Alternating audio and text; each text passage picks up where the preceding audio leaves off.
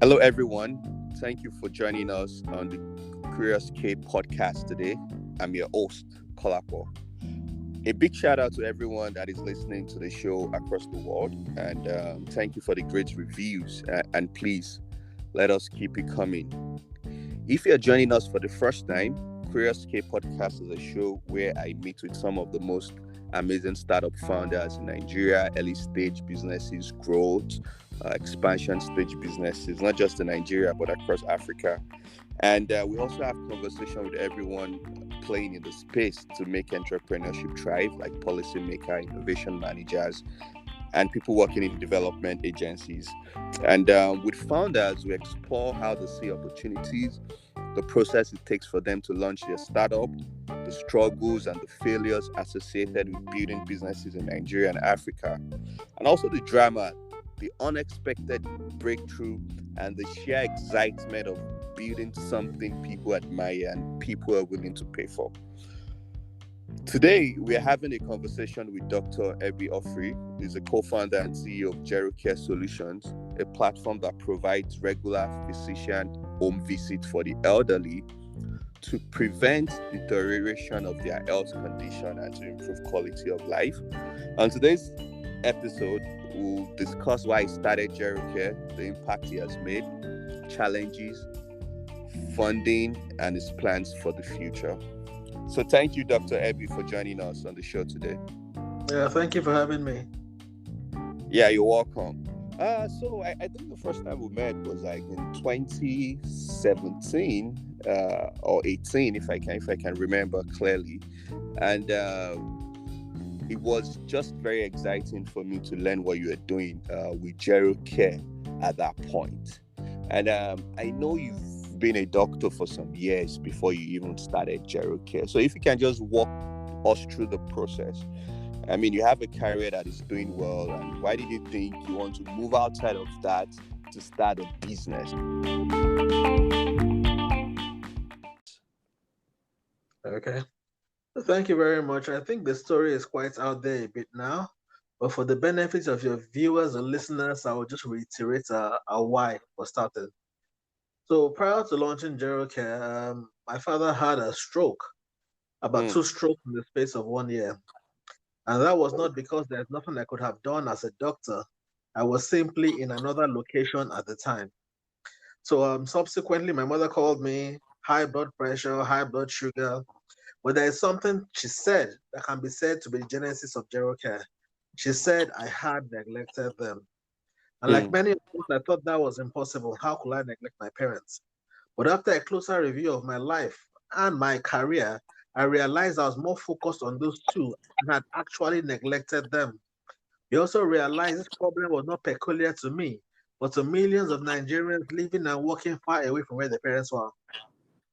Is there a way whereby no matter where you are in the world, you can provide healthcare for your parents in Nigeria and constantly remind them that you care? And that was the reason why we set up Gerocare. Parents like I, within and outside Nigeria, to be able to provide medical care for their parents in Nigeria using the Gerocare mobile application. And as I mentioned, I've been a doctor for quite a while. Unfortunately, although medical practice wasn't exactly the ideal for me at that time, I had no idea the reason I read medicine basically was to do what I'm doing now, because everything basically led to this point. interesting. I like the way you've been able to break that down for our listeners. And as you mentioned something that at the point you realize this is not just you're not the only one that are experiencing this issue in terms of not being where your parents are. You're not able to provide that support that they needed at that point. How did you validate that part? How did that conversation happen with other people? Did you just be like, okay, hey friends, can I do you think I can provide this for your mom? I just want to, if you can just walk us through that process, apart from you having that problem and validating it with other people in similar conditions or situations. Yeah. So that's the perfect question. And what I tell most people is to actually try it out themselves and see if anybody purchases the solution without spending any money on it. So me, for instance, I ran the service offline myself, alone caring for about 20 elderly people, in which their children paid me to do that. And at about the 3 year mark, I realized that the value was so much and the market was so large, I could not do it myself. And I had to engage technology. It was at that point I involved my co-founders, Mr. Dr. Bruce, I mean, Dr. Ajibola Miraibu and Bruce Lucas, who is our tech person. Ajibola Miraibu is currently the COO, and had a discussion on how to expand and leverage technology to provide this service to everybody across Nigeria and not just in Port Harcourt then where I lived. So I first of all did it offline, validated the idea, showed that people are willing to pay for this service. I even had requests from outside Port Harcourt, and that gave me the courage to move on to the next level of deploying an application and taking it nationwide. That's a very interesting journey. So it's important for people to validate what they are doing by making sure people are willing to pay for it. That's very critical, right? Yeah. So it's important for people to know, okay, if I have this idea and I want to make it work, are people actually willing to pay? Because some people just invest a lot of money on businesses without, I mean, without, And yeah, validate without the market. being sure there is a market or people willing uh, to pay for that kind of product. So it's Well, interesting. interestingly, it's not just validating there are people willing to pay for the product, but enough people to pay such that the business is sustainable and profitable. Mm. Every idea, there will be some people willing to pay for it. But the question is, are they enough to sustain the business? So not just willing to, but are the number of people willing to enough? So, for instance, if you are serving a niche market, it means you have to charge a larger amount of money or higher sum of money to be able to profitably, sustain that business. So, not just people willing to, enough people to enable you provide that service profitably. So you started making money from day one, right? So yeah, not I said day one as an offline service. I was making money then, but Okay. when we morphed into Gerocare as it is today, we first of all launched using Google Forms. So our Okay. subscribers signed up a Google Forms. Our doctors provided a report to Google Forms. We sent reports, PDFs of the reports the doctors sent to us. So we're making money at that point, but we had to constantly, reiterate and tweak the model because the price we started with was not enough to get enough people into the door. So we changed the pricing model quite a bit. Although we're making money initially, changed the pricing to get to a point whereby more people came in, what they call product market fit. So initially people were paying, but we had to continue tweaking it to get to the point where more people were willing to pay. So what about funding? If you can tell us at the point you realize, okay, there is a market for this. We have people that are willing to pay for this service. There is a need. We are solving a problem. How did you go about the path of raising funding for this project? So the orthodox advice is to bootstrap first before you fundraise. However, because the co-founders of Gerocare were at a certain level in their lives, we all had families, we all had mouths to feed.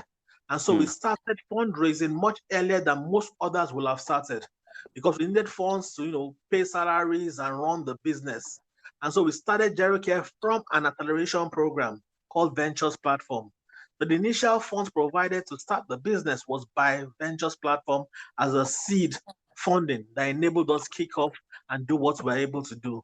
Fortunately for us, this helped us a long way in establishing the company it is today. However, if that wasn't available, most likely we would have remained on our jobs and started part-time and saved money to get to the point where we are. But fortunately, an accelerator was on board initially and gave us the Okay. seed funding to start. How were you able to get into the accelerator program? I remember at that point you said you don't have everything you were doing was offline.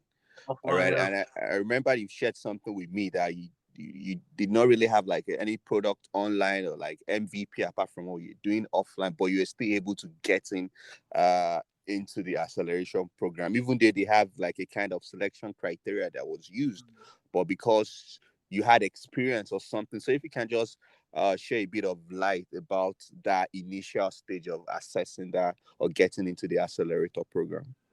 Okay. So usually, for an accelerator program to pick a company, from my experience, there are three key things they take a look at. The first is the product. How innovative is it? The second is how much traction do you have? And the third is the strength of the management team. Many times they say in the early stages, they don't fund the business, they fund the founders. The trust is in the founders. Unfortunately for us, the pedigree of the founding team was quite strong. As I mentioned, right now I've been a doctor for about 20 years. I have a master's in business for which I graduated with a distinction, and I have been doing this for a little while. Our COO is a neuroscientist, healthcare marketing expert, has a PhD. Our CTO has been building software for 20 years. So the pedigree of the founding team was strong enough to assure anybody that what we say we would do, we would do. And we had the domain experience and expertise enough for them to trust in our word. So though we didn't have an application at that point in time, though we didn't have the software, they understood that these people are not here to play. The people with this kind of background have actually done more research and have the knowledge of how to bring it about. And I feel that was why they chose us to come into the program. We were even told one or two others pitched similar ideas, but they felt we were the ones to do it. For those that watch all these pitch competitions or Shark Tank and the rest, there are many times they hear an idea, see a solution, but they say these are not the people to solve it. They heard our idea and believed we were the ones to solve it. And that was why they took us into the program. Despite the fact that we had nothing online at that moment, they knew the team was able to produce or provide the results they were talking about. Background experience is very critical if you're trying to build something. Domain expertise is key, because I think that really gave you an advantage. Like you said, there are similar ideas, but there are probably maybe civil engineers or maybe geologists that have a similar idea, but necessarily don't have the domain expertise in Yeah. that space or in the idea. So can you tell us, before Gerocare, what other businesses have you done or experimented with, or was this like your major startup idea? So interestingly, although people find it very difficult to believe, Gerocare was my first foray into the tech ecosystem. I Oh, had run interesting. various other businesses, but nothing in the tech ecosystem. So I had business centers, had car wash, had a cab service, all types of things. But Gerocare was my first foray into the tech ecosystem. So I had certain knowledge and certain understanding of business done the orthodox way. And that's why I was not too surprised when many times you speak to people and they find it difficult to understand why a startup that has been in existence for, say, 1 or 2 years is valued at $5 million. They're finding it difficult to understand how that valuation comes about because they're still thinking the orthodox way. They have no idea about high impact and high growth businesses. So I was a novice 4 years ago, but because of the level at which people grow in the tech ecosystem, you begin to learn a lot because you're fully immersed in it. And you'll find out that over 4 years is like spending 10 or 15 years in an orthodox business. I Mm. like to say you can measure startups in startup years. So many of us know that dog years are equivalent, 4 dog years are equivalent to 1 year. So if a dog is 1 year old in human years, they say it's 4 years old in dog years. And I think it's similar to startups. So I've been in the tech ecosystem now for just about 4 years, but I feel like I've been in it for 16 years based Wow. on the fact that the kind of things you've done, the way you've immersed yourself in it, and the level at which technology grows, you find various things happen in a short space of time and you feel more entrenched in that industry. There are things I know now that I never even had an idea about 4 years ago, but these are the things that happen when you fully immerse yourself in this system. So yes, I had businesses before, but nothing like what I have now based on the knowledge I experienced over the years. For the years, and I know you have an MBA. You mentioned that with a distinction. Yes, So yes, yes. the experience of that NBA, I mean, and you're also a blue ocean strategy. So if you can just, how has that impacted you in driving or building Gerocare so far? Can you look back and see some lessons or some experiences or some knowledge that you think you've actually learned during your program or while you having your MBA? Yes. So Gerocare, as it is a case study for blue ocean strategy. Because Blue Ocean strategy basically is creating uncontested markets and making the competition irrelevant. So what happens is there are 6 basic steps from which you can convert a business from ordinary to innovative. And I was able to apply these steps because I had learned it very well during my MBA. Without the Blue Ocean background, I might have come up with a health solution, but it would not be as distinct as it is now. You'll realize that Gerocare, for instance, is one of the only people doing the things the way they're doing it in this health sector at the moment. And that's simply because of the tools applied and the lessons learned. So going further also, you may not have known, but our mission at Gerocare has morphed quite a bit. So we realized that based on the expertise and skills we have, we are now more focused on what we call that's leveraging technology to provide access to medical care to underserved segments of people, beginning with the elderly. Currently, we also have a product for rural areas. And you realize that the thread that rings through all our products is that wherever we go, there's actually nobody really doing that at the moment. So Medra-Telehealth box is our other product. If we have time, we will discuss that a bit more. Go back a bit. You're in venture platform. You've developed your application. You've launched on Android. Can you tell us what the first experience was like getting a subscription on your application? How did that happen? How long did you guys have to wait? Did you do a kind of special marketing? Did you test in how? If you can just walk us a bit through your first subscription on your mobile application by the time you went live online. How did that happen? Okay, so I mentioned that we started with Google Forms. Okay. So we already had a sort of list available and then migrated those people to the application. This also gave credence to it because people coming in were not the first on the platform. There were already people there. But that's because we provided a service with Google Forms and we had quite a number already. And then once the app was developed, we migrated every single person to the application, educated them on how to use it, and began to grow from there. So when we launched the platform, there were already people on the platform for new users to see when they came on board. And that's how Okay. basically we launched it. Usually the testimonials of people that are already on was enough to get other people interested in it. In terms of funding, how how did you raise other series, or what has been your experience? I mean, the ecosystem in Nigeria, or have you tried to raise fund internationally? If you can just tell us what you think about our processes and how much you've raised over the years of building this. Yeah. So I initially mentioned that most businessmen are orthodox businessmen, not really in the startup ecosystem, and so they don't quite understand your valuation. So I remember just after the ventures platform, after our demo day, we approached one of the potential investors and told him how much we were trying to raise. I think then we were trying to raise $150,000 at a valuation of about $800,000. And then he looked at our company and looked at the stage we are and was wondering, you just started 3 months ago. How can you value yourself at this level? And that's basically the mentality at that point in time. So Okay. fortunately, the people's mentality in startup funding now is beginning to change. There are quite a few people there that are educating others. And so it's no longer as difficult as it used to be, especially with exits taking place right now. I remember after the Paystack exit, people were very excited and more people flooded into the market. But initially, it wasn't that way. So we had various people that came on board, and in the last minute, they will pull out. But what I like to tell people is that in the early stages, less money is more productive and better for you because the less money you have, the more innovative you have. I Hmm. believe if we got money in the beginning, we may not have been alive today because we would have squandered all that money. But fortunately, we were able to have little investments at certain points in time. So our early investments were about 15,000 for family and friends before others came on board. So that's the trajectory at which it went. Fortunately, right now we've raised about 279,000. Although it didn't come at once, it came in separate, installments.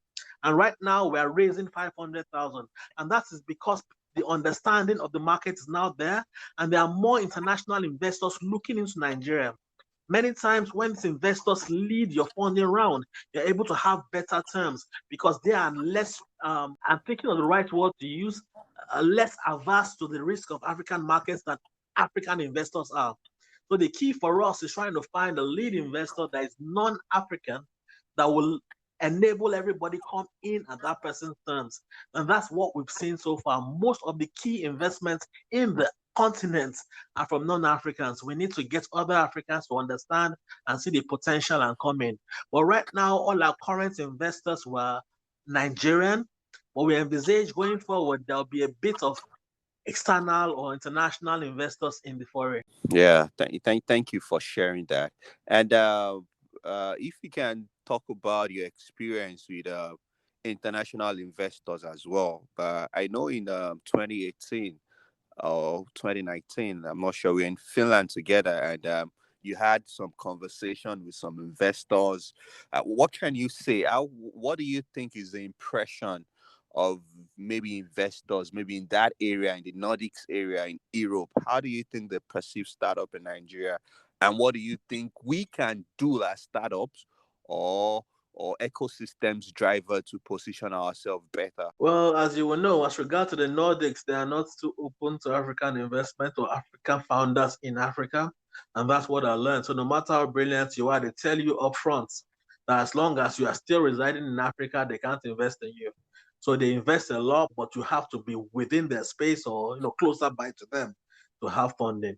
But otherwise, I think the environment is getting better now because I think in the first half of this year, that more investment has come into Africa, especially Nigeria and South Africa, than came in the entire 2020 or something strange like that. So every year is getting better and better, especially as they're now seeing exits and valuations of companies in their unicorn level. And that's the key for investors. The opportunity has shown itself. So it's not just that they're telling people now by mouth that there's an opportunity there. The valuation of these various businesses has let them know they need to come into the market, especially because of the fear of missing out many investors have. Now that they've seen the opportunities, they're now afraid of missing out and coming in with the bandwagon. So I envisage going forward, more international investors will look to Africa. But the key is to grow your business, have your traction, increase your valuation, and they won't have any choice but to look at you. To look at you. Interesting. Thank you for sharing that. So let's talk a bit about the box that you mentioned earlier. That works in the rural area. If you can just tell us about that, and after that, we'll talk about the Gerocare Foundation, which I know you recently launched. But first off, let's talk about the box. Well, Colin, we're doing quite a few things. If we go through everything we do, I'm not sure we'll have time because there's another product we're launching, but I'll pull that on ice for now. So the Okay. Medra-Telehealth box. So when we started Gerocare, we got to the realization that there's still quite a few people that need our services but can't get it. And I remember when the Vice President, Yemi Oshibanjo, visited our offices in Abuja then, he gave us a charge to provide care for rural areas. And then we started thinking with various models, outreach, and the rest.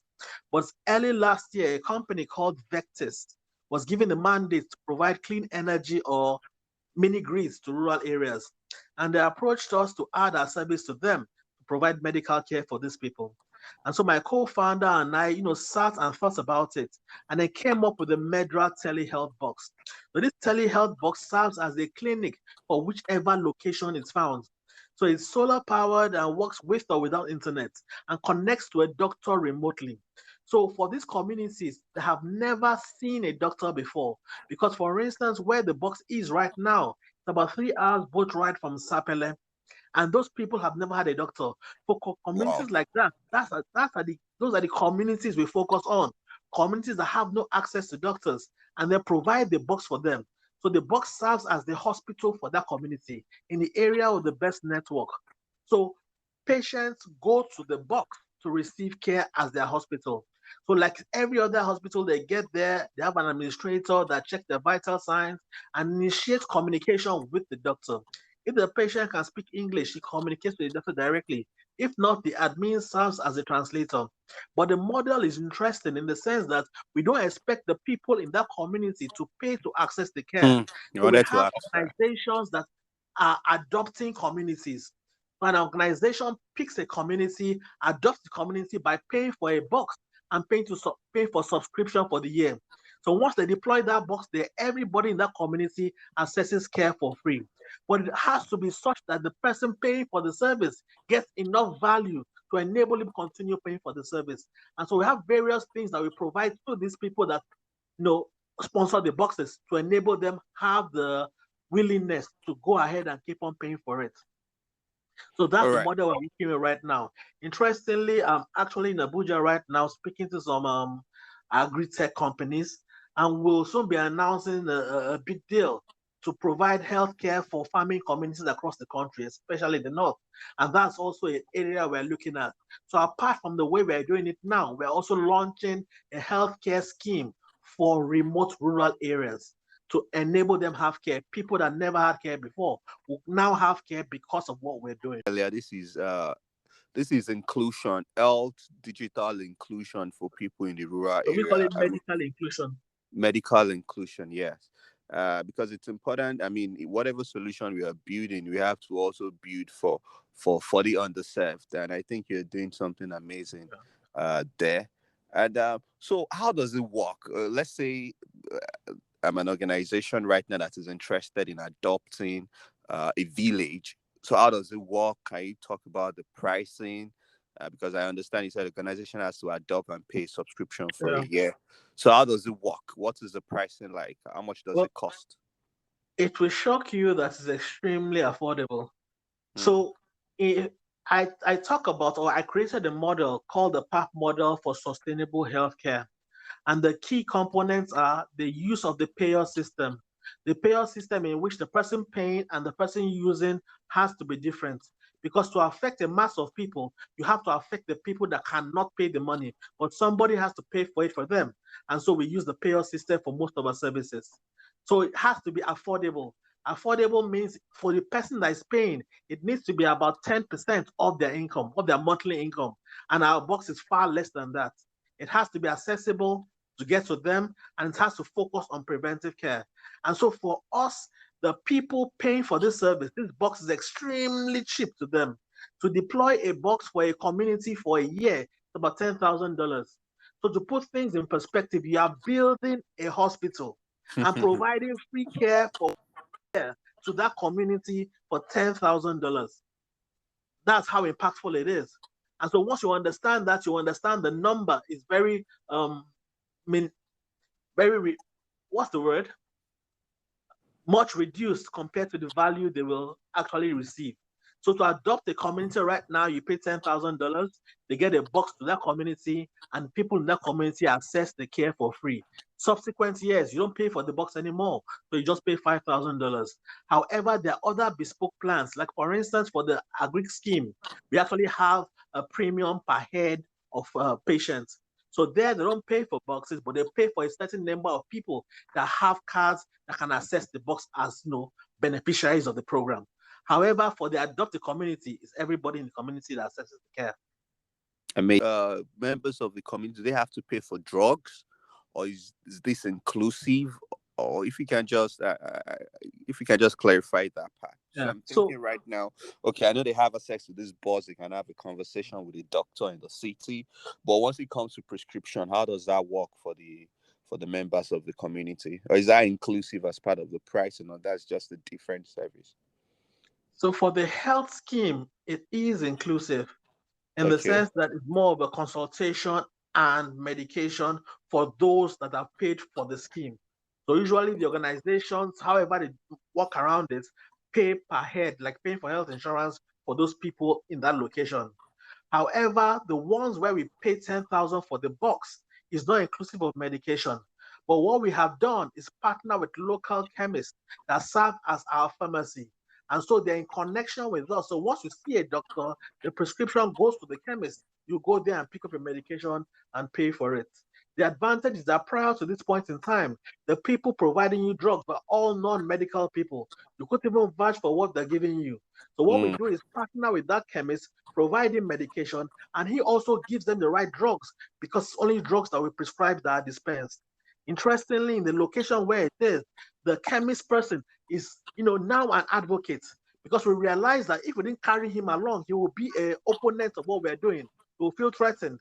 And so right now, he does not even see patients by himself and give them medication. Every single patient, he refers them to the box first to ensure they're getting the right prescription and send them to him. Over time, he knew he was not a doctor, but there was nobody else there. So it was, as they call these communities, pharmacists are doctors, nurses are doctors. He knew he wasn't, Doctors. but there's nothing he could do. But right Yeah. now, he has a doctor to refer them to and then sell the medication to them. So it's a win-win relationship between us and those chemists in those locations. However, as I said, the scheme covers medication. It also depends on the premium you pay. It's like insurance. If you pay a certain amount, it covers only consultation. If you pay a certain amount, it covers consultation plus medication. Medication.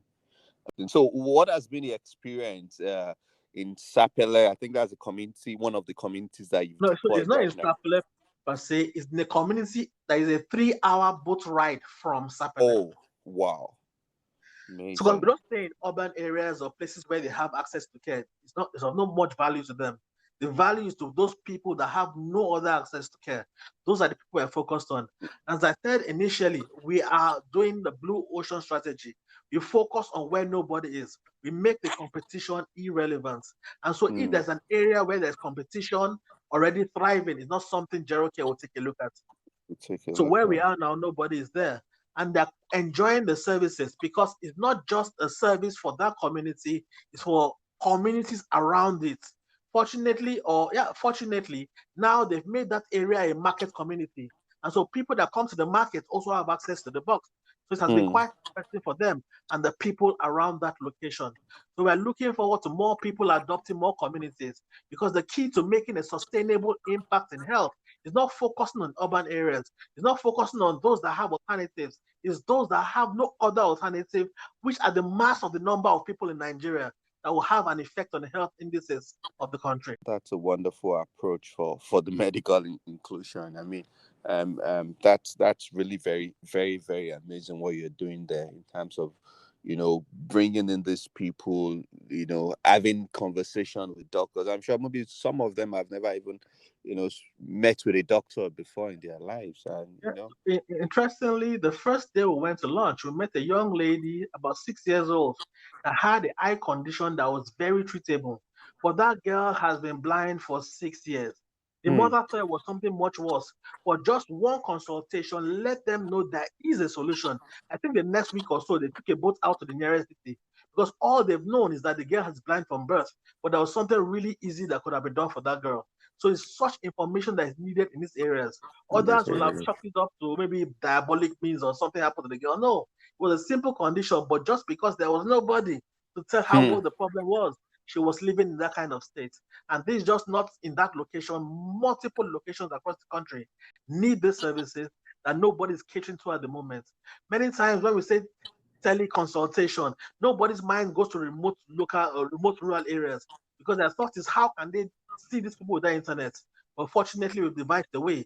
So with or without internet, our doctors can speak to these people over there. How we do it is now our secret sauce. Yeah. So, what about in the future? Do you see a path where you can work with it? Because I think part of the health model in Nigeria is to have primary health care centers. How do you? Is there a way you think your solution can fit into that in the future at scale, or what can you say about the existing primary health care centers? I don't know if they exist in the remote part you're talking about, but do you think there is a mix or there is a future of collaboration that can happen in that part just to scale, across the country or partner with those existing primary healthcare solutions So or the offerings? beauty is that what we provide, so we say we deploy teleclinics by leveraging Medra-Telehealth, which is our service. So each place the box is a primary healthcare center because we So you don't provide need the so same. you don't need a special physical Yes. location. So we actually refer to secondary and tertiary centers. We are a primary healthcare center.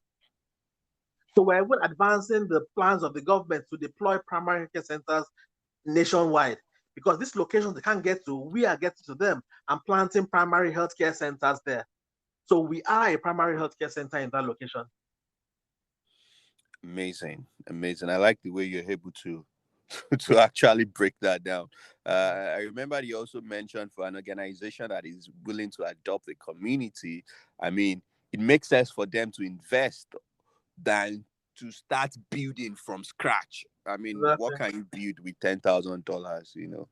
I mean, amazing. So if you can just tell us briefly or quickly about the Gerocare Foundation. Well, what inspired that? Why did you think this is at a point we also want to establish a foundation for on behalf of Gerocare? So one of our core values or core constituents, as to put it, is the elderly still. And there was still nothing really in existence for them.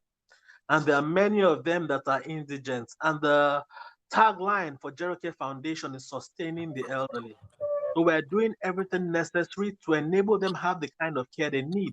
Apart from providing care directly for them, we're training people in geriatrics, for instance, because that's a specialty that is much needed, but sparse, or there's a dearth of geriatricians, and everybody cannot be a geriatrician, but we can train people in those locations to treat geriatric conditions at their level.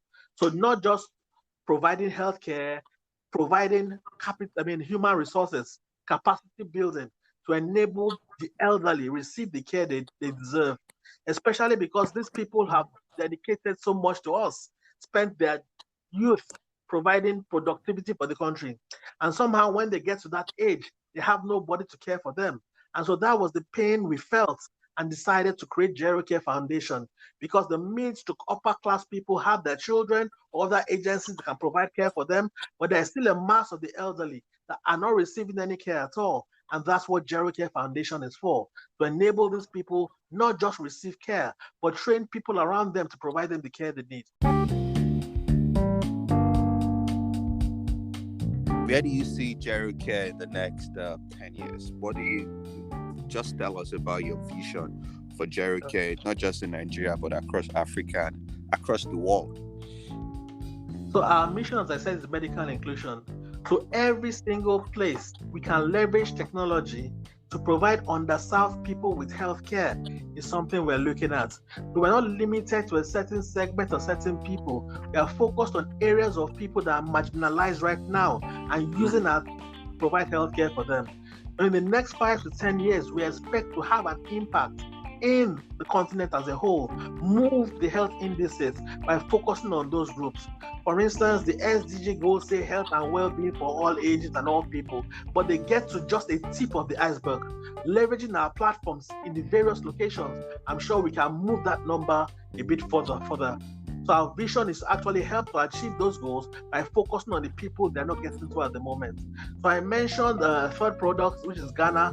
That's basically for doctors to enable them set up home practices and stay in the country to keep on providing care, because many of them are leaving because of funds. They don't have the required resources. But with this kind of things, so let me just give a small background of Ghana. So we realize that for doctors to make the kind of money they need to be self-employed. However, to build your own structure is quite capital intensive. And so we are leveraging technology to allow any doctor of any specialty, any cadre, any location to set up a home practice in less than 5 minutes using our platform, so that every single person can decide he wants to own a practice and charge how much he wants to earn, and not base his livelihood on what somebody else is willing to pay him. So that's also to keep the doctors in the country and have more people have access to care in the comfort of their home. So that's exactly what we're doing. Fortunately, we've been able to really sort out the back end, and so we can fulfill the other end of things for the doctors. So all they do is see the patients, and we provide the drugs to them, provide the tests, do the appointments, whatever the structure of a hospital would do for a doctor is what we are doing for them. So all they can do is just relax, see the patient, and we take over from there. So that will also help them earn more money and hopefully stay longer in the country. So that's Ghana for doctors in a nutshell. Ghana means earn. So a platform for doctors to earn more. So all these things are basically to strengthen the health system in the country. So whatever we can do to support that is what we intend to do going forward. We intend to be the go-to name for medical inclusion in Africa.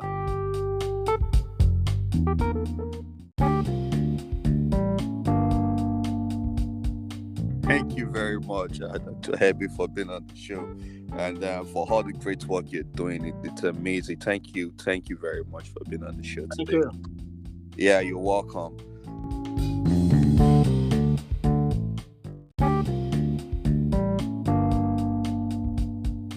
That Dr. Abby Ofrey of Gerocare. Thanks so much for listening to this episode, and kindly recommend the show to your friends that you think would enjoy it, and please subscribe.